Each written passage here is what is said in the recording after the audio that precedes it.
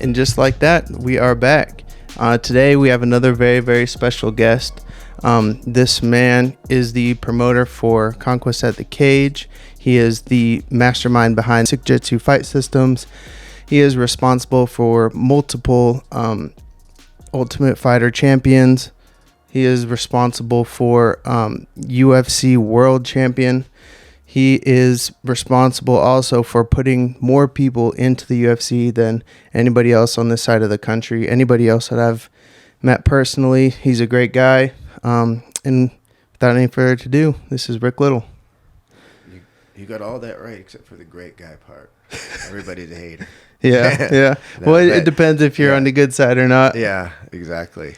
But no, I appreciate you noticing, and it's a lot of work. It's a lifetime of work to do everything that you just mentioned, and it is what it is, work. People don't understand that, and the work's been put in, period.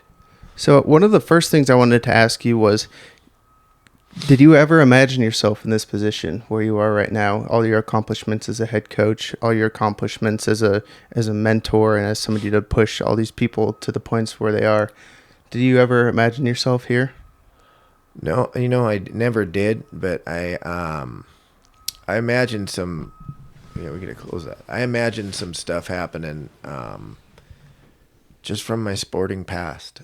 I've dealt with so many horrible coaches.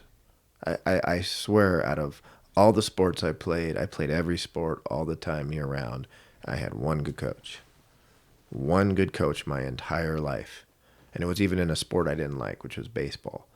And I'd always be so angry. I'm like, why are they doing it this way? Why are they doing it that way? Because everything was supposed to be that way. This is how you're supposed to hit. This is how you're supposed to throw. This is how you're supposed to swing a golf club. And somewhere along the lines, I just grew my own head and said, I feel better doing it this way. You know what I mean? Mm-hmm. Golf's a great example. I can play golf. I was number 2 on my golf team. My dad had me in every lesson in the world. They made me horrible. All my lessons telling me to move my hip, tweak my knee, do all this stuff. It didn't help my coordination. It didn't help what I felt in my body. They teach you to grip a golf club like this. Can't stand it. I grip it like this, like a baseball bat, right? It works for me. And so, I started to realize every sport, that's how it is. It works for you. You know what I mean? There's everybody that's successful, you'll see different variances of how Tom Brady throws the ball and how Patrick Mahomes throws the ball, right? And how every major league batter has a different stance. Every golfer has a different swing. How can you have a universal coaching? So as I was going through sports, I would just be stuck in this universal coaching. And some of us, I was a pretty good athlete in school, the fastest guy in the high school, at least in the 60 and under. And we had 2, state guys in the 100. You know what I mean? I could beat them in the 60. So, but these things weren't utilized, from the coaching aspect. And it just, it bothered me. And when I got to do my own thing, I got to make some stuff happen. We won the competitive division in Hoop Fest one year. We tried 12 years, but we won one of the years. Mm-hmm. You know what I mean? That to me is a huge accomplishment.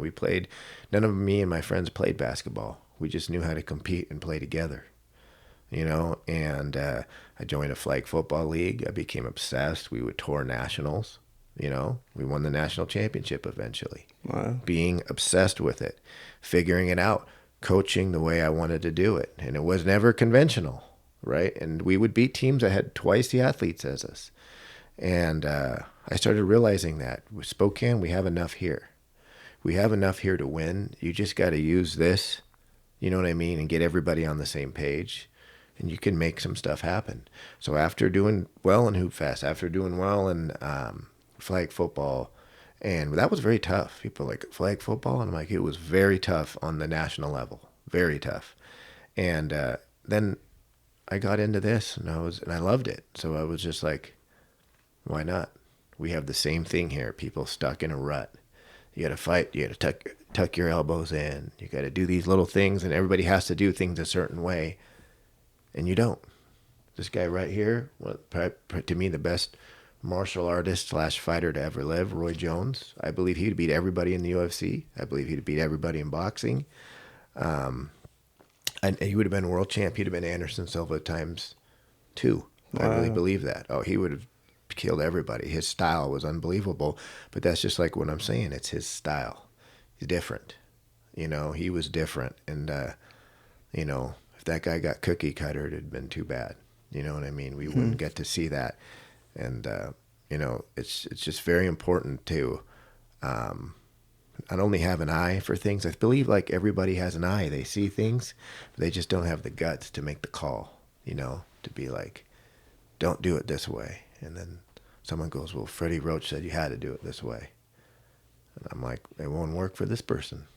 Yeah. You know what I mean? That's the hard thing to do, Do you think there are some like universal truths, like we'll just say fighting, for example, that like everybody needs to do this at least, and then build off of it or build around it or make this your own? But do you think that there are still some of those universal truths that every fighter needs to be successful? There's universal truths for sure, but they're very, very limited. And what I mean by that is, here's my universal truth. Here's a training secret number one. I'm telling everybody right now, your balance. Your balance in every sport is imperative, from golf to boxing to mixed martial arts to everything. And people don't focus on stuff like that enough, right? They're focused on combinations and cool moves and all that stuff. They're not focused on simple things.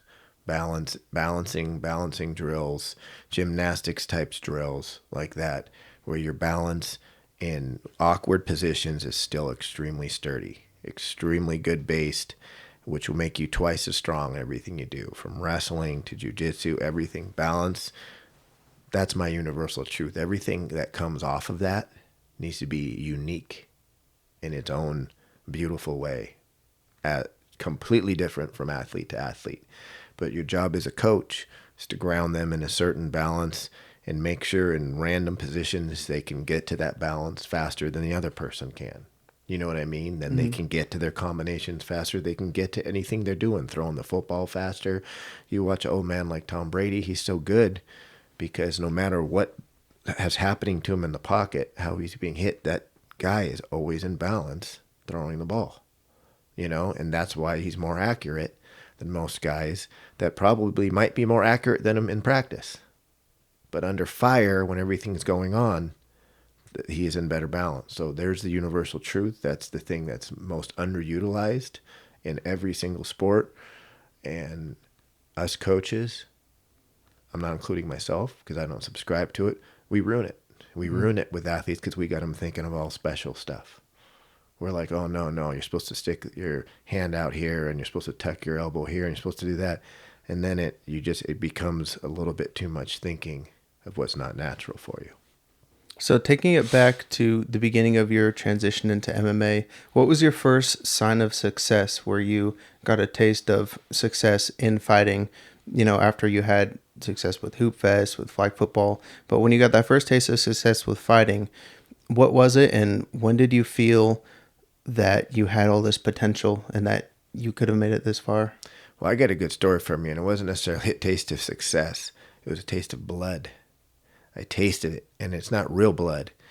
But that is a good question. And what got me motivated, what fueled me in this sport, was a stud named Dennis Hallman. He was a pioneer from Washington. He lives in Seattle, Yelm.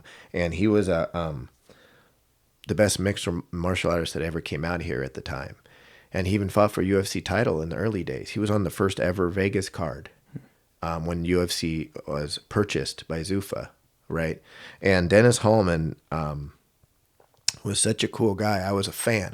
I was literally just a fan, saved up my money with my friends. We went to Vegas to watch.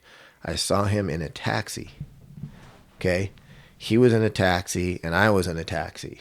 And we were at a light. And I was like, hey, Dennis, you're going to win. And I started talking to him. I'm from Washington too, blah, blah, blah. And I started talking to him and he rolls down his window. He's like, oh, cool. You're from Washington. Hit me up. I'm staying at Mandalay, room whatever it was, 301. You know what I mean? Hit me up. I was psychotic. I was Mm-hmm. a psycho fan. So I was like, I literally told the taxi driver, I want to go to Mandalay, where he's going. And I went to, and then, so we went to Mandalay. I went up to 301. Doom, doom, hit him up. You know, and he answers the door. He's like, hey, man, what's up? My friends were too cool for school. We're not going up there. So they dinked around in Mandalay. I was up there by myself.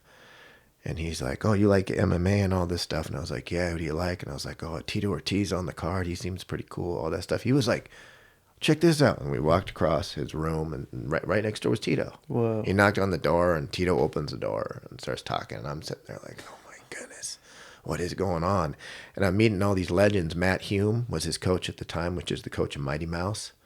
And I'm in the room with him, and my current referee today that I will always use, that I love to death, Anthony Hamlet, one of the biggest studs also in the game that people don't know about, because he's, from the past. People don't remember the past too much. Anthony Hamlet's a stud. And Hamlet was in Hallman's corner, and he's like, I don't even like corner, and I don't even care. I just want to watch it in the crowd or whatever. He trades me his ticket for his corner pass. No way. Yes, because that reaction, I was like, I was so out of my skin. I was like, are you kidding me right now? That I think he was thinking about it. That he wanted to do it because he realized I was literally gonna start crying or something. Mm-hmm. So he's like, I don't give a shit. Here's my corner pass. And of course, the fighter's not gonna. That's not cool to the fighter. But Hallman was cocky, cool guy. He's like, I don't care. I'm gonna win this fight. You can corner. Wow. Matt Hume's my main corner. And I was just like, what the fuck is going on? And to make a long story short, I was walking out to him in the first ever Kid. You will see me in the background. And you will see Mighty Mouse's coach, Matt Hume, literally like, who the fuck is this guy? Because Matt wasn't in the room when all this was happening. Mm-hmm. And when the corners happened. So imagine being this serious head coach. And Matt Hume is as serious as they get. You know what I mean? And he made Mighty Mouse, so he's structured. Mm-hmm. Mighty Mouse, the most structured guy out there. So imagine him going, what is this dude doing back there? He was literally, we were warming up and stuff, and he's always like, what is this guy? You know what I mean? Just like that. What is going on here? And so we were walking out to the cage. I remember as Hallman's warming up, and they're about to call his name. He gave me one more look, like, what is it? This is the weirdest thing. He's fighting for a title. Yeah. He's fighting for a title. And I walked out with him, and as I was walking to the cage, that's what I'm saying is my taste of blood. I was like, this is insane. My heart was beating out of my chest. I was like, this is the coolest thing ever. And that helped light a fire. Man. I came back home, and I said, I'm getting here, we're getting here, someone's getting here, but I'm in this. This sport looks like it's not going down like it was at the time. When they bought it, I could tell it was going back up. And like a stock, and I bought the stock. Wow! I bought all the stock. That's crazy. Because a lot of people watch TV, or maybe they are in the crowd in the front row and watch him walk by, make that walk into the cage, but they're only seeing it is from the fighter's perspective, and they're like, I want to be fighting for a world champion one day. I wish I was in his shoes going into the cage, but seeing it like shifting perspectives and seeing it from now the head coach world champion's perspective, you back then on that day behind the fighter going to get the championship, that's crazy. That had to have been crazy. Just as powerful as the up and comer fighter that could have been in that spot where you were, of like, wow, I want to be in that cage fighting for the belt. So that's crazy to think about it like that. Yeah, like I said, I tasted blood. I was a vegetarian back then, and I tasted blood, and I became a meat eater. I was right. It motivated me, and it hasn't left. It hasn't left. I enjoy now that feeling I had, and I always thank Dennis Hallman, thank you, and Anthony Hamlet for doing that for me. I remember where I came from. That actually, if that happened, I don't think I would ever been that motivated sitting in the cheap seats. Wow. And that moment just propelled me today to want to give other people those moments. So Dang. When Chiesa walks out and he's freaking out, I love it. Chiesa gets pumped in his walkouts, and seeing young guys like Brady now making that walk, and you just literally see a kid becoming a man before your eyes. That walk makes you a man, and it's incredible. It really is. Win or lose, it's incredible. Do you have any walks that stand out most? for you in your coaching experience?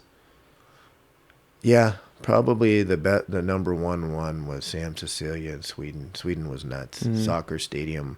It felt like 3 football stadiums packed, no soccer type crowds. That crowd was insane. Main card, first time on Fox on main TV, and they put Sam in the main card, and it was just the most loud. And it was, you want to talk about home field advantage? You go to Seahawks Stadium or Kansas City Chiefs or something in football. This was home field. These, they say that Brazilians are diehard for their people and all that stuff. Sweden was blue and yellow everywhere. It wasn't. I won't think you could have found 2 people that had a fan for an American or any other person on that card. And so that was a home field advantage times 4 that we see here, and that freaked me out. That made me. I hate to say this. Those get in your head a little. That energy and that for him and against us made me feel like shit, we might lose. Oh dang! Just from the energy around in the stadium. Yeah, I just made me very uncomfortable. Made me just extra nervous. And obviously Sam wasn't. He went and knocked him out in round 1. So that was the craziest feeling ever too after a fight, because you could literally hear, if you go back and watch the fight, you heard me saying something to Sam. Oh, wow. Hey, I said something, like you could hear a pin drop in here or something, and you could hear me echoing through the place. Wow. Of that many people were just dead silent, So that one probably stands out the most to me. The Juliana Pena, Amanda Nunes too also does too, because it's such a big main event, and that one for some reason, I have no specific reason, but I just remember walking out behind her, being a little bit scared too, because Amanda's the toughest female in any sport in history. It doesn't matter what sport, karate, kickboxing, she's it. And I knew she was prepared for us. You know what I mean? We did a whole map on her. I had her figured out for 5 years. I wanted that fight. And I am telling you, I knew we were going to win that fight. I knew her specific style and her brawling and her coming forward would play right into us. And that goes for any one of our fighters. You want to fight Brady like that? You want to fight Chiesa like that? You will lose the fight. I don't care who it is. I don't care if it's Kamaru Usman. If he just wants to walk forward and start chucking, he'll lose to Mike Chiesa. I'm telling you that right now. But there has to be certain ways to fight some of our guys. And I knew they'd have adjustments. I knew that she would be different. I didn't know how. That's why that walkout, I was like, I feel like we're going to lose round 1 or 2, and we're going to have to figure something out on the fly. And I didn't know what we were going to have to figure out. And then she showed up southpaw and moving around like Holly Holm. And I was like, wow, this is a complete change, and we never were able to adjust. So, that one sticks out to me too. When are we going to get the trilogy? Hopefully she does it. This is Amanda's world, I guess. They just, UFC, they were supposed to do Ultimate Fighter together on the first fight, and Amanda at the last second said, no, I don't want to do it. Then they were going to fight, and then Amanda pulled out a week and a half before the first time they fought. I don't know if you knew that. We were supposed to fight in like August, and ended up getting moved to December. Wow. She didn't want to fight. And now that she's the champ again, it's going to go however she wants to do it. And I know how that works, and so that answer is we'll never know. I mean, we'll know. I mean, she'll just do what she wants to do, and who knows what that is. How much responsibility do you bear as a coach, like going into one of these huge fights? Like, of course, the fighter has to show up, and you have to have a dog in the cage that's very technically sound, and because at the end of the day, they're the one that's making all this progress. But how much responsibility do you have as a coach with the full equation of making a good fighter? I believe that's good. That's a great question. And the answer is 2 ways.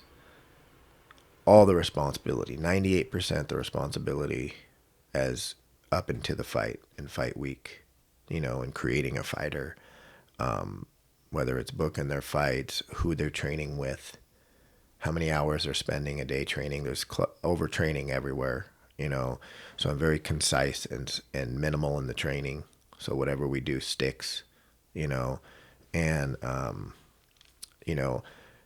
all those equations are very important to make somebody a not just good now, but good for 7 years from now.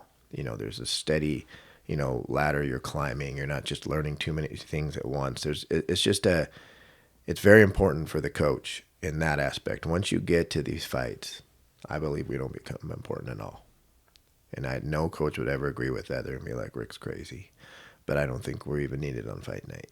You know what I mean? I believe that every habit and everything that's done has been formed. And the coaches are kidding themselves if they're yelling out number combinations during a fight and thinking they have what's happening in the fight. Or yelling, oh, do you really want this? And all that kind of crap. You know what I mean? Like, fighter's heart's a fighter's heart. And if you have to be reminded you have heart, that's for the movies to me. You know what I mean? So what I like about the athletes that I've coached, I could be dead tomorrow. And I believe that they wouldn't fight any different. And, I don't think it'd be worse or better or anything. You know what I mean? So it's everything up until that moment, and then they got it. And we need to just sit back and let them fight, just like in the schoolyard. Right? You just let them fight, and the best person wins. So with all of your coaching and your style and Sikjitsu fight systems, you guys really have turned the sport on its head with your approach. Like, I see you out golfing with them all the time, playing snowboarding, doing this, doing that, everything in addition to fighting, but as a team, which I think is really cool, because fighting is obviously it's you, so it's individual as it in the cage. But yeah, training, you need that whole team, and you do a really good job of making the team feel like a team, look like a team. Everybody shows up as a team to your events, and it's a real team. So that's really cool to see. But a new home for that team is going to be your gym. How far along are you with that gym, and how's everything looking with the new compound? Well, that's another thing I'm learning on the fly. We talk about learning on the fly. My goodness, building in Spokane, Washington, I'm learning because I just did it on my own. I've been putting this thing together for years, and every time I run into a new code or ordinance or how many fire extinguishers you need and how big your fire line is and this and that, and you can dig here and it's been a nightmare, So my timelines have been off constantly. But the reason being is when this is done, it is going to be unbelievable, and that's what I want. I don't want to hurry and just to get it up, and just to get going. What the great thing about my athletes, like I said, we can train in this room right here. We can train anywhere. We can train in the garage like they do it. Yeah, it's worked so far. It works, and it always will work. And it might stay there, the garage even, when it gets down and dirty. I don't like heavy bags. I don't like all that stuff, when you're injured, tired, sore, underpaid, underappreciated. It's easier to just be like, I'm going to pick on that heavy bag today. It's not going to give me much flack, right? Mm-hmm. We don't have one in my gym. We don't have that kind of stuff, and I don't want it. I want bodies. I want to have to go, oh my God, I'm going to have to wrestle Elijah today. You know what I mean? Nobody here but Elijah. And he knows how to wrestle and I don't. But today's wrestling and I'm going to wrestle him. You know what I mean? And that's what I will always want. And I'm a little bit fearful of that in the big gym. But the mentality's been set from all the athletes. So I don't think that'll hurt us. But I definitely don't like big and pretty. It's going to be big and pretty. That's going to be for all the other programs that we're going to have. But I'll probably keep everybody in the garage, including you. Every time you come, we'll just lock you in the garage too. Yeah, keep it nice and gritty. One thing I remember from a lot of years back, as you said, I hate heavy bags because they can't hit back. Yeah, and yeah. I was like, that's a very, very good point. Because when you're fighting, you're going to get hit. Yeah. You need to practice how to get hit, how to not get hit. My favorite sport's football, man. I've always wanted to be a football coach, be a football something. Same thing. We'd tackle heavy bags. We'd do these sled push drills. I think they're nonsense, man. We have bodies sitting right there. Why not hike a football and one of our best defensive guys push one of our best offensive guys? That's what we should be doing. Why are we pushing this bag? Why are we tackling a bag? You know what I mean? Why are we doing that? I never understood it. I still don't, because I believe that the kind of training that is second rate. So when we'd go live, people would start making plays. They'd be like, "Man, little, I didn't know you could do that. We never went live. How would you know? You had me, you know what I mean? You had me tackling a mannequin." So it's back, like I said, to the garage. That stuff doesn't happen in the garage. Do you think Sick is gonna evolve into like a AKA or a more nationwide known gym where people are gonna seek out and train at Sick for what you can offer that nobody else in the world can? If it's not already, because I know you have already brought a bunch of people in from different areas of martial arts all across the country, even across the world. That's a good question. I'm gonna probably say no, and reason being, I just want to be. I'm not greedy. I'm not too big. I just want to be big for Spokane. I want to be here, be grounded here forever. Not to say I won't have places somewhere else, but I just want something amazing for Spokane, Washington. That's it. I don't care if somebody wants to come here from Poland, Sweden, and be good or whatever. I'm not really. That'd be cool. They moved here and then we did something big and they won some fights. But I'm happy when you get a kid like Brady. You get a young Chiesa. You should have saw Chiesa when he walked in. He came in a skateboard. You know what I mean? And Juliana walked in 200-pound overweight girl. You know what I mean? And just looking at the ground, no self-esteem, none. She has self-esteem now. You know what I mean? My Chiesa is not that little goofy skateboarder you think you can just, kick to the side and, scream at. No skateboarding, you punk, or whatever. These people have evolved into some amazing people, role models, people that you can look at and go, there was no secret. You know what I mean? They had somebody taking care of them, which is me, and they put their time in, which is themselves. And that makes a deadly team when you have a coach that gives a shit and people that put their time in. And of course, you got to add the final equation, the one that I've been saying forever on coaching and athletes, is you got to know what you're doing. Nobody knows what the fuck they're doing. Dumb shit is happening all the time, everywhere. And a lot of people put their time in. They just waste it. Silly drills, silly moves, silly things. And, that time is valuable. They've lost it forever. Well, that's perfect. It's a great little stopping point. We're going to take a quick break and be right back. So what's coming down the pipeline for Coach Rick Little? What do you guys got next as far as fights lined up and big news that you guys have heard lately? Coming down the pipeline is I've got another crop of dedicated people. If you show me dedication and that will, I told you, I love seeing people succeed. I love helping them. And I got 3 guys and girls, that are really got my attention, and it's excited me because, you get used to the same people and the same system. And I hate to say it because it doesn't help my cause, but they get to a point where they don't need you anymore. You know what I mean? Mike Chiesa can win without me. Juliana Pena can win without me. They know what they're doing. You know what I mean? They're veteran pros. And so everything becomes a little stagnant. And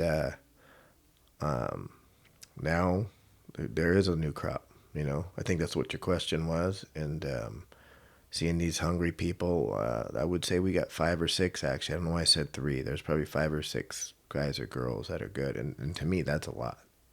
That is a ton. All these gyms, we have 60 people training. We had 30 people on the mat today. But I am saying it right now. 6 people I have. Okay? If 5 of them don't make it to where we know their name and they're not sitting in podcasts like this, then I done fucked up. Mm-hmm. Because they got the will. And when these guys have the will, that's the hard part. You got a guy that knows what they're doing, a coach that knows what they're doing, out there anywhere on this planet. And you know what you're doing and you have an athlete with the will, you got to make it. It is a complete fail if I don't get these people into the big leagues real quick. It's a fail. And when they have that passion and drive, I have to call myself out, and then it has to happen, you know. And that's why, like, all over the nation, I don't understand how these people don't have the rate of people into the big shows, because I know they were walking into the gym. I know every gym has people that have that will, that hustle, and yet it's not happening, you know. So it's gonna happen with me. I'll have 5 that make it, 5 more that make it big, and well, Brady's already there a little bit. He was one of the 5. You know, Melissa Amaya, right now she's 5-0. She's a classic example of what I'm saying. Let's get going. Melissa's very talented, passionate. She works hard, and and wastes no time. No boxing, no kickboxing, no amateur. We're going pro. We're going pro right away. And there isn't a coach alive that would have done that. There isn't a coach on this planet that would have just turned someone pro right out of the gate. I could see it in her eyes and see by how she trains and how studious she is, and how she works outside. She's a nurse, you know, registered nurse. She's that something is to be said. We need to do this. Watch this person fight. Let's study it. This is how we need to fight. I know she'll do it. I didn't need an amateur fight to know that. And look at her at 5-0 right now. So she had no amateur fights at all? None. Wow. Never thrown a punch at anybody in her life. Dang. And look at her now. You know what I mean? And so it wouldn't happen anywhere else. I promise you that. It's a perfect storm that she walked in our place. And I have other people like that in the gym. So that's what I'm saying. They should all be sitting right where she's at. So what's the hardest part for you as a head coach of all these monsters? The hardest part is what I just said. I believe everybody has a monster in them. The hardest part is once they dedicate themselves, and they have, and they believe in me, that I have to get it done. That it's up to me. NFL football, my favorite sport again. I'll go back to it. They have the most talented athletes on planet Earth. It becomes down to the coaching. It comes down to the coaching. So any one of those teams in the NFL can beat each other. So when you have that level of talent and you lose, you got to look in the mirror as the coach, right? When I have guys, you know, I got a gym of like 20 people, you know, that come all the time. But I said 5. I got 5 that stick out to me. And when they stick out to me, I have to make it happen. I have to make it happen. They're willing to make it happen. So it's just me giving them the right blueprint. You know, you as coaching, you see these series of roads. You got to take the right road. Just like high level fighting. High level fighting, everybody knows everything. They all get trained here, they can stand up, they can grapple. So it just becomes a group of decisions. And me and you are in a high level fight with each other. And we've been training for so long, and we've been through so much and been beaten and won. It becomes down to we're going to start making these decisions and fights that affect what happens. And this coach has to have the preset blueprint of those decisions before the fight. And during the fight, he needs to shut up and hope that I make the right ones with you to beat you. You know what I mean? But that's what a lot of times what it becomes down to is decision making. So I want to kind of switch topics for a little bit. I haven't really talked to you personally about it much, but I see a bunch of Facebook posts and social media posts about it. But I wanted to learn a little bit more about your dad, national hero. I know he served for a long time, and he passed away pretty recently. So I just want to know more about your dad and what he meant to you and what he meant to this country. Yeah, that's a good question, man. You know, you're supposed to say things because they're your mom or dad. I got the best mom in the world. I got the best dad in the world. But my dad's definitely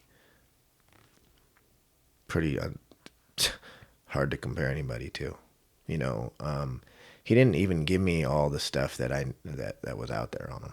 You know, you guys go, if you people watch the Thunderbird shows, been to an air show and realized what a freak show that was. When I was a kid, I'm watching the Thunderbirds freaking out. My dad flew the Thunderbirds. He didn't tell me that. You know what I mean? I didn't know that, that was, he was in air shows, a pilot of that level. He's a 2-time Top Gun award winner. You watch the Top Gun show, that's pretty much him. Wow. Like, if you watch that movie, it freaked me out because it went right along his storyline. It was crazy how much it was alike. He was a Top Gun pilot. He became a teacher, of the next group of students, on how to fly. And he was also a teacher that showed how it's done. You know what I mean? He went on combat missions, and he went on a mission very similar to the one in the movie when it was, a target that had to be hit in hostile territory that seemed virtually unhittable. So when I see silver stars on my dad's wall and I see these awards, I had never had an idea what it was, unfortunately, until he passed. And then I looked it up and I'm like, oh, that's too bad he didn't get a gold star. And I remember thinking that, like, why didn't he get a gold star? He got silver. He went second place. You look it up, silver star is the best one you can get. You know why that is? No. I'm going to quiz you now. Silver star is better than a gold star, and I'll tell you why. Because a gold star means the person is dead. Right? They're not here anymore. So you do a combat mission that's of what they label of extreme bravery, and then you're dead. You can get a gold star for your bravery, and you just, obviously, that is much deserved. That is the highest honor you could give your country. Mm-hmm. My dad did silver because it's the same, it's a deadly missions that with excellent results, and that's the best way I can describe my dad. Deadly mission after deadly mission, and he always came through. And so he wasn't just a Top Gun on paper who could show that, I can fly these planes better than everybody. He has the hardware from, the President of the United States at the time and everybody to show that he did it in the most dire of circumstances. Wow.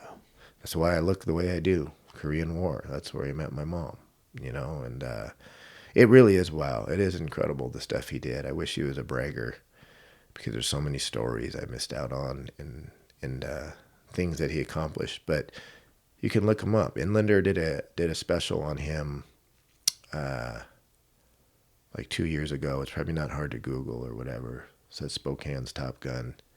And, it's cool going around other air bases when I was growing up, and I look back and realize that people knew who he was and stuff. And I think that's incredible. And how lucky, what a life, huh? He get to fly those suckers. You know what I mean? In combat, everybody, I think that would be everyone's dream. One thing, if we could choose to do, I bet you nothing could really top flying our top level military, aircraft. That would be the best thing ever. Everybody is always like, you should follow his shoes. I couldn't follow that man's shoes in a million years. No way. But I did learn something. I can't follow him. I can't accomplish anything, even 1/10 what he did. But man, mentality in certain ways that he was with certain people, I learned. He took care of his own. You know what I mean? His fellow American, his people that were with him, he'd die for them. And that's how I feel like it is in my gym. They're my own. Once they're in, I'll do whatever it takes for them. You know what I mean? It's you said team. We go snowboarding, we do all this stuff. It goes beyond team like that. Having my military dad who was in for 50 years or whatever he was in for, it just gets ingrained in you. He was pretty damn hard on me. So to this day, I'm scared. No earrings, no tattoos. He didn't like it. I've never done it, and for some reason, I'm still scared of him. I feel like he'd be like, "What the hell are you doing with that tattoo?" Mm-hmm. And so he didn't like it for whatever reason. So anytime I asked him, he was like, "Hell no," and I've never done it. My haircut's never changed. I wouldn't grow it out an inch because he'd flip out. He didn't like that. So he's still definitely in my mind and in my head, and things that he's done, good and bad. Nobody's perfect, but I am the best him I can be. For sure. I think that's huge. You're definitely making him proud, and he crafted a great son. Seems like you turned out all right. Yeah, So I that's definitely have awesome. my faults, but I'll say this: I do anything for my dad. I do anything for my mom. Anybody that has a problem with me, they do, and there's plenty. They know that about me. They could say, "Oh, Rick's a jerk" or whatever. They know damn well my mom will always be taken care of, and I was with my dad till he died. You know, when it was time for nursing home and that kind of stuff, that was not about to happen. So I moved in with him, and I never let him out of my sight. Took him every day. I took him out to eat. You know, made him get out of the house. Mm. So I didn't want to just see that man wilt away. Yeah. You know, I think that's important for everybody out there. Any free time you have, you're gonna wish you got it back. You have a loved one, someone that took care of you. Don't go think you have more important stuff to do. You know, there is nothing more important than that, and that's one regret I'll never have. So when I talk about him, it's easy not to get, you know, upset or sad. You know, people cry about loved ones because I literally put every extra second I could into him. So it's more of a celebration of, you know, the end of his life. That's beautiful. Yeah. Yeah, I think a lot of people do feel that, especially once they're gone, of, dang, I should have spent more time with them. I should have. So that's huge. Definitely get out there and be with them as much as you can. Yeah. That's awesome. And he was able, he did that too, because that guy lived to, he was 92 years old. I don't know how. Mm-hmm. They told me he was going to die. I mean, I don't know how many heart attacks he had. He smoked cigarettes 30 years, drank at first. But what a strong man. The second the doctors were like, if you keep drinking and smoking, you are going to die. He quit cold turkey. Mm. And I saw it with my own eyes. You know, cold turkey. The day he said, it's over, it's over. So, you know, seeing that kind of strength was always good in me. That's why, with me, never really been a drinker. I've never smoked pot or anything. And I'm convinced even if I had any of these habits, and I could do it just like him. I know I've learned it from him. I watched him. I could drink for 50 years, and I know I could just go like that. That goes for all you people out there. Excuses, you know, like you have it. You're stuck on something. You're addicted. It's a mind game. You can win that game. I watched my dad do it. I've watched him win a lot of mind games, so it's very possible. And these same mind games, these same mental strength techniques and tricks, you know, my people have it. And you see a fighter in my gym, you know, certified pro out of my gym. It's not a skill thing. They're a professional because they have the mind. You know, they have the mind to compete at the best their body can. They're not going to win every time, but I'm very proud, and I will always say this. When you fight one of our people, I'll never guarantee win, but you will know you're in a fight. 100% will know you're in a fight.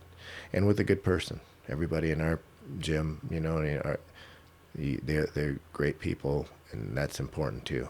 You know, I want them to end up being role models. I want them to be on TV, commentators. Julian and Mike are both commentators now, you know, and it's just a beautiful thing to see someone growing up and not just becoming this badass, but giving back knowledge, experience to everybody else, you know, like I'm trying to do right now. And hopefully people take it in a little bit. If I help some people, I might be able to help you. So you had said something about excuses. When you do get somebody that's gifted and has a whole bunch of talent and might even have a whole bunch of drive, do you think that there's something underlying that a lot of people have this similar trait that doesn't allow them to take this next level and end up quitting or just not reaching their full potential as a fighter?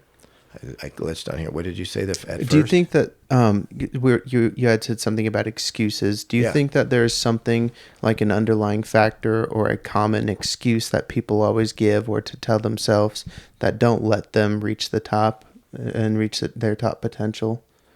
You know, from what I've seen, I don't know what all the excuses are. From what I've seen, I make it very clear to people, and they take it the wrong way. They think I don't like them or I'm mean to them. I make it very clear on what it takes to earn people's time. And what do I mean by that? Not just becoming a high-level pro. You want to be a high-level pro in our gym. You want to make the money Michael Chiesa is making, Juliana Pena is making. and get the jobs that they're getting, being on ESPN, commentating. These are big deals, and you have to have your, you know, we're putting our time into you, and I make it clear how hard it is to get that time. You know what I mean? It's not that Michael Chiesa don't like you. Not that Juliana Pena hates you, even though it seems like she hates everybody. It's not that Rick doesn't see you and is ignoring you for 3 months. You know what I mean? But I make it very clear how difficult it is to even get 3 people in our gym's attention, no less the world. You're trying to get followers. You're trying to get a $1 billion corporation, the UFC, to want you when they already have whatever they want. Why do they need you? You know what I mean? So I make it very clear to them what a difficult road it is. And I feel like I'm doing a lot of people favors because, they got to understand that it's hell for a decade probably before it gets somewhere. And for most people that don't have the right backing, management, coaching, doesn't even matter if they put the 10 years in it. It's really sad to see. And there's some good fighters out of Spokane it's an absolute disgrace that they haven't made it. And I'm not ripping them as fighters. I don't know what has happened in their management, background, coaching that they didn't make it, but they should have made it. There's some damn good fighters here. And I'm just happy to say there's never been a damn good one from my gym that hasn't, So, but I haven't seen, going back to the excuses, I haven't seen the excuses thing because they're all there right in the beginning. You know what I mean? Their excuses from the beginning are you doing MMA anymore? No, I mean, that Rick dude didn't pay no attention to me. He didn't give a shit about me and this and that. And Juliana was a jerk. He didn't roll with me, or whatever. And it's not for me. You know what I mean? And we're doing them a favor. Those type of people are doing a favor because you're going to take a lot emotionally, physically. You can get robbed a lot on a lot, from promotions and coaches. And there's just so many things that happen in the course of your MMA career that, I'm trying to let them know right away, And I know last time we had chatted on one of these shorter interviews, you were saying something along the lines of once this new generation of potential champions has fulfilled their destiny, whatever that is, they all are champions, hopefully at the end of the day. And if there's maybe not a next crop that shows themselves sooner than later, you had said basically that you would be fine not coaching MMA anymore and you'd be fine moving on, maybe try football or try your hand at some other sport to be great at. Is that still kind of where you're feeling of not being necessarily pulled towards MMA, but just pulled towards greatness and absolutely creating greatness? I'm glad you remembered that. You listen. I like that. Some people just have these interviews and they talk and then it just goes out in the wind. You always listen. I love that. And yes, because there's only so much passion you can give something. And here's a good example. It's maybe a bad example. Kids. You see people that say they get to a certain age and like, I'm done having kids. I'm done. Why are they done? Because they know how much they had to give to make these into adult people. You know what I mean? They had to give themselves. And you can only give so much to yourself. You get to an age where you're like, I can't do that again. I can't give another 10 years of that kind of dedication. And that's what, I have that passion I told you about when I tasted blood. I have that now. And that's why I'm standing here with these guys fighting. That's why I'm standing behind them. Because I have that. And I just know that's not forever, right? I don't know if I'll be able to give like what I've given Juliana Pena. That girl, I'm telling you, me and her were on the yin and yang thing. Like she was just, everything you see from her and hear from her is very much me, It's very much me. Including style, the way she fighting outside, you name it. It's very similar. And you know what that stems from? That just stems from passion. That just stems from a lot of time together, a will to win, and you just kind of all of a sudden join into a very common way of thinking and acting and everything. And and you give that to somebody, and it makes it very difficult to put that much into somebody. And I still had other good people, right? And it's hard to give them that much too. And then over time, you got to keep doing that. It's hard. You know what I mean? Mm-hmm. It's very hard, and I didn't think I'd be able to do it again, to be honest. And then boom, you get a Brady that walks in, and Ashton, and Melissa, and Maya, and she's very much like Juliana. She's just been on board for day one. Whatever crazy thought, drill thing I wanted her to do, she's done it, and she's very reminiscent. And so I'm like, just like I told you before, I guess I'm in again. Mm-hmm. I guess I'm in. And I'm very scared because I don't want to be 60 years old and have another person like Amaya or Juliana, because I feel like they're going to bring it out of me, right? But or maybe I'll just wear out and say, I wish I could help you. I can't. I don't know. I don't know how that day comes, but I'm assuming it's coming. Mm-hmm. And then what would be after that? Do you still think you want to pursue something like football? And because that, I mean, let's say it's high school, 4 years max, and they're in and out the door. So that lifespan is already cut in half. And then, you're coaching varsity is probably like a 2-year cycle. Yeah. So do you think that's going to be a little bit more refreshing, that you don't have to have such a commitment to these great players that you'll be able to see? Yeah, that is a good question. And the more since I've talked to you, I've thought about it. Maybe it wouldn't be any type of coaching, because I believe coaching's easy on a generic level. Throw it this way, move this way. But to be a next level coach, it has nothing to do with X's and O's to me. It has to do with passion, and your athletes want to win for you. You know what I mean? They feel like they just feel like you'd take a bullet for them, so they take one too. And it's just, that kind of passion is, it's hard to just it's hard to keep replicating, and I forgot what the question was. What was the question again? Basically, what's next for you after MMA? Oh yeah. I don't know if and that's what you were getting to. I just don't know about sustaining that kind of passion in another sport, which would make me very average at coaching. You know what I mean? Right. But I do believe this, and people, are thinking it's crazy. I do believe if I brought the passion I had into any other sport, I could have done it.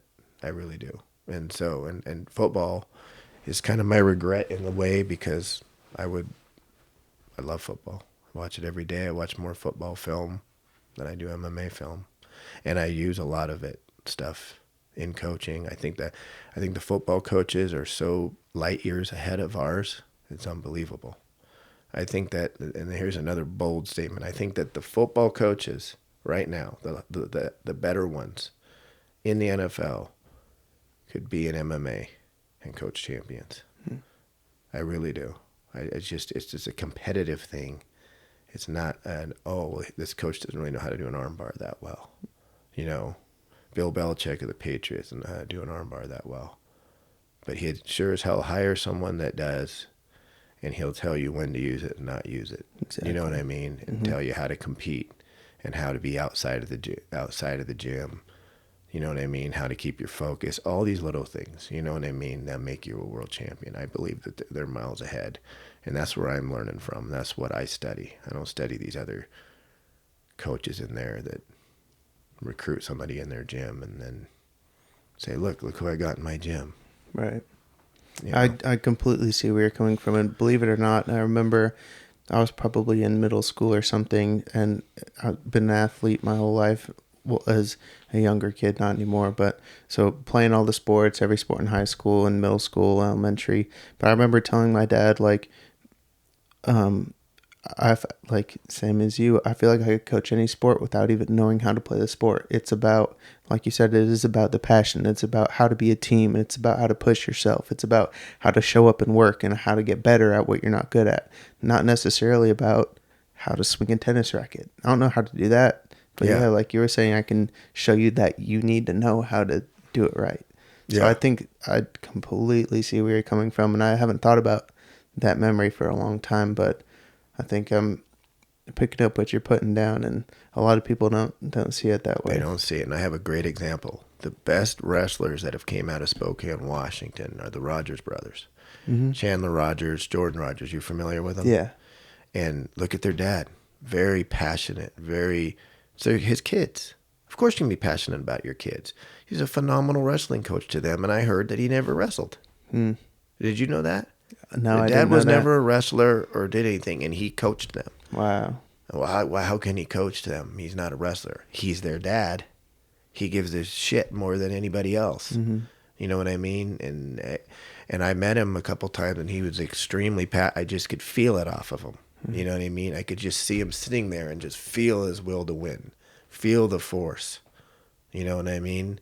Feel the dark side, all the Star Wars stuff. You know what I mean? You could just feel it from this guy, and his kids were incredible. You know? I remember being at wrestling tournaments and they would wrestle, and the way wrestling tournaments work, you know, but everybody else might not. But they introduce you, they say your name, and then they list your accomplishments for like the previous year wrestling or that year's wrestling tournaments. So it'd be like Jordan Rogers, 3-time division champion, 3-time regional champion, 3-time state champion. Oh, pin in 8 seconds. Exactly. And then they would keep going, 3-time tri-state champion. And then it'd be like a whole nother match before they even got done saying their accomplishments. Exactly. It's crazy. They're some dogs for sure. But I learned from that. It gave me the balls. This is, again, what I'm reiterating about coaching. I assume that this podcast is more about coaching than anything. So I'm going to go back into it. My son, Taven, he finished second in state. And to me, he would have won state if he fought in his weight class. I put him up a weight class to challenge him. And he finished second. I know he would have won at his weight. The guy that won state at his weight, he earlier in the year trashed the kid. But I guess who his coach was the whole time? Me. I coached. Of course, he's my son. I am into every movement he does. Every time he's off balance, every time he's whatever, out of position, I'm on him. I coached him in wrestling more than anybody, and I've never wrestled. You know what I mean? I'm not qualified to coach wrestling. I know. So, yeah, I'm not qualified to coach it, and yet you see my son finish second state. How is that possible? That is possible through passion and giving a shit, and that's what I hope, as we keep talking about and all this, that people are getting out of this. That's what they're missing. And when you asked about excuses earlier, excuses are not really they're not really excuses. They're just a lack of passion. You know what I mean? And that's okay. If you're not passionate for something, then don't do it. It really is simple. You know, I'm happy when people leave the gym and find something else they can do. You know what I mean? Hopefully they find their passion. I just hope a few every now and then go, I love this. And if I see it and I believe it, then, you know, it even happened to you. You're probably the top 2 or 3 amateur fighters ever come out of Spokane, and you came into my gym, and you know, I was against it at first. I told your dad at the time, who was trying to get you under, you've been doing incredible with Elijah. He's murdering everybody that I've set to beat him in my gym has gotten smoked by him. And he's the champion of my show, and everybody that's champion of my show is usually in my gym. You know, you're the only guy that just consistently, that never happened. You know, no one was dethroning you. So I was trying to tell your dad, I think you should keep doing whatever you're doing with him, you know, and even if it's nothing, whatever it's doing, he's doing good. But you came to the gym, and, you know, I know you had an enormous potential. So you got, unfortunately, the bad treatment, which is, this is what it's going to feel like for 10 years. You know what I mean? And I know you had some rough goes in there, and then, you know, it probably make you help your decision. Like, I don't know if I want to do this for 10 more years. Yeah. I'm sure that's what you were thinking, or what? That was part of it. I also had an easy way out. In my mind, I had a good excuse to not try and commit. Was my mom. That was right when my mom got really sick, we got the news, and so I was like, well, if I'm gonna, it's like if somebody has a choke in, but you can get out of it, but it's like, oh, it looks like I'm getting finished. Yep. So for me, I think it was just a good point in my life where I was like, okay, it's not going to get easier than this to kind of step away. And yeah, I think you're right. I wasn't in a position where I knew I would want to keep doing that for another 10 years, or I never in my mind, especially at that time, had the drive to be the best in the world. And realizing that I didn't want to keep doing this for 10 plus years. That was just a good excuse that I told myself, where I was like, okay, I'm going to step away for a little while. I did step away for a little while, got a breath of fresh air, and then realized that it wasn't my entire identity, and that at the time I didn't even know what I wanted to do with my life, but I just knew it wasn't that.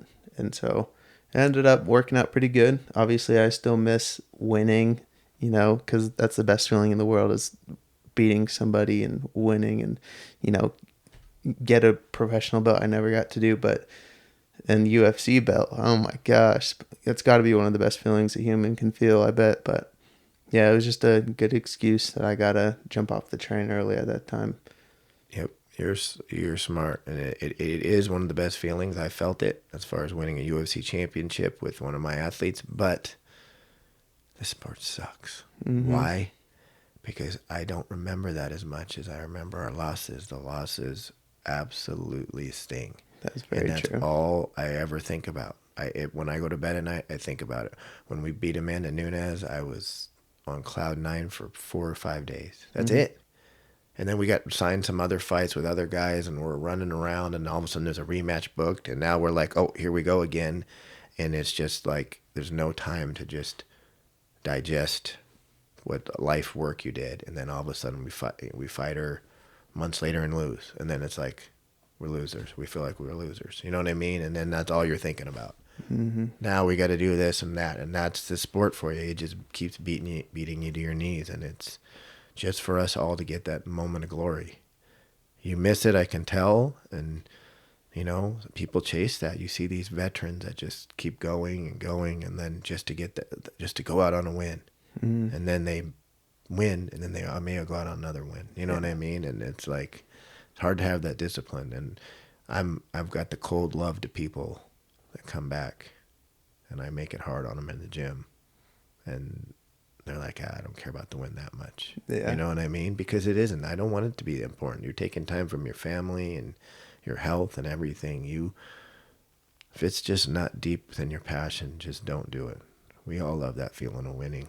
You know what I mean? And it's, we always want to chase it, but we get older, it's more of a pride thing,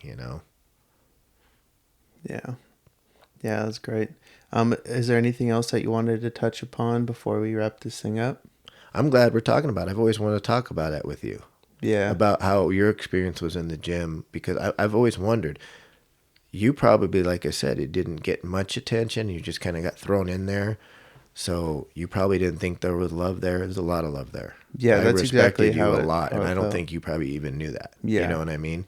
So I'm just curious on what. No, yeah, that's exactly how it felt for me, because like you said, my dad was my coach for a lot of the time. I trained with Joel at Warrior Camp for a handful of months.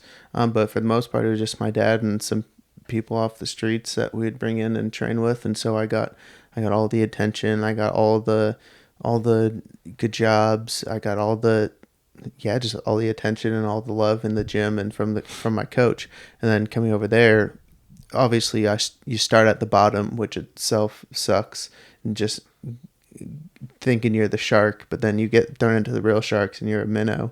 So that was one of the big shocks. And then just kind of expecting, and then just how I am as a person is, I feel like I need that verbal confirmation, and because in my head I'm always going to be thinking I'm not good enough, or I'm sucking, or this wasn't good enough, until somebody is like, oh, actually no, that was pretty good, and I'll be like, okay. So my personality definitely needed the verbal affirmations and good job being here, that was good, let's hit some mitts, work on this. And then just having that little more intimate stuff that I was used to, shell shock compared to your gym where it was a bunch of savages. I got kneed in the face by Tyler McGuire and sat down against the garage, and nobody gave a shit. And I was like, oh, nobody cares about me. This sucks. I remember that. Yeah. I do remember that. And then it was just a big ego check, and I wasn't ready for that either, just to realize that, I'm not shit here. So my ego was taking a big toll. I wasn't getting any love from the other fighters there or the coach. I was like, I don't belong here either. What am I doing here? I'm wasted space here. And so that's Yeah. kind of how you feel. And then you try to compete against the best in the world, and then you get shown up, and then you get your ass beat by Terrence, and then you're like, damn, now I can't even look good. Now they're for sure not going to like me here. And so Yeah. that's kind of the things that I remember from there. You've got the worst road I've ever heard, because I remember we had, like, Tyler is the nicest guy ever. And he's like, is this kid good or not? And I said, he's real fucking good. And he's like, okay. And Tyler knows that means you go hard. Let this kid know how it is. And if he gets past a certain point, then we can work with him. You know what I mean? And he's such a good guy, but such a good student of mine too. Tyler went through what you did. You know what I mean? And same thing with Terrence. Terrence just likes to just go at people just because, not necessarily to just mold you, but it was nothing greater for him to hear than, Terrence, you can go hard. Yeah. Real hard. I And do it's only going remember, to be though. for a couple minutes. And then Yeah. he's just, oh my God, They that's get the through worst guy ever to have on you for a couple minutes, you know. And watching you go through that, I was like, holy cow, this guy's either going to, if he survives this, he's either going to be the next Brady, or he's going to realize this is a tough way to live for a long time, you know. Brady and you were there at the similar times, and he went through exactly that, what you went through. So that shows you. But you guys were very similar in talent, you know. That's, I don't know if that's a good thing for you to hear or not, but I believe you'd be right where he is right now if you did stick with it. Well, it's really good to hear from you, because I've held you at the highest respect this whole time. You're not only the best in this region, but studies show you're one of the best in the world. So that really means a lot. Yeah, I appreciate that. I do want to throw in that one of my golden memories from there was I got Sam Cecilia with the armbar during one of the live rolls, and I was like, yeah, fuck yeah. Dude, yeah, I don't remember that. Sam's got arms this big. That's impressive. Yeah, so I tell everybody about that. That's crazy. So that was cool. He might have had a rough day or something, but Yeah, he cool. might have. That's impressive. Sam probably, people don't know this, but Sam's probably maybe the best grappler in our gym. I Really? don't know that. As far as just, not necessarily with finishing subs, but positionally, he's unbelievable. People don't know that because of his hands and his mean look and all that, but he's incredible. He goes with Mike every day. He's learned how to position himself as good as anybody. So, yeah, that's a pretty big deal you did. But I've known this about you. Like I said, you're one of the best fighters to come through here, you know? And they label stuff amateur pro. Tough fight's a tough fight. You had a ton of them. You, in my mind, were pretty much a 3-4-0 pro. Those were low-level pro fights that you fought. You know what I mean? You could have been on Contender if those counted. You know what I mean? So, Right. I mean, you were right there. And I'm glad talking to people when they're out to do that. You know what I mean? I like to do that now when they're out. I don't ever say that to people because then sometimes it draws them back in. And when you're out, you're out. It's hard to get back in. For sure. You know what I mean? I have had people go out. I've took 2 years off. You can't do that. You can't skip college football and think you're going to the NFL, you know, and say, oh, I'm going to quit college and then come back to college football or whatever. It just doesn't work that. It's weird, but it doesn't work that way. You can't say, oh, I'm not playing high school basketball for 3 years and then play your senior year. You know what I mean? It just doesn't happen. You got to stay consistent. Consistency is the key.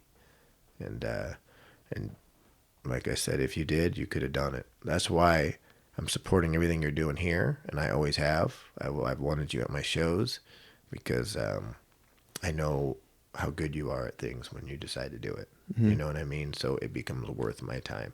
As I get older, I'm 47, and we learned this in our old age, and I didn't know it even in my high 30s how valuable your time is. You just don't realize it until you start to get older, and then you got to realize where to put it, you know. And so I'll put it in with people that I think are going to go as far as they want to go, you know, and what they're doing. So I'm not as bad as people think. Even though a guy was at my gym and he left, you know, I'm supporting everything he's doing because I think he's been A+ at everything he did, including fighting.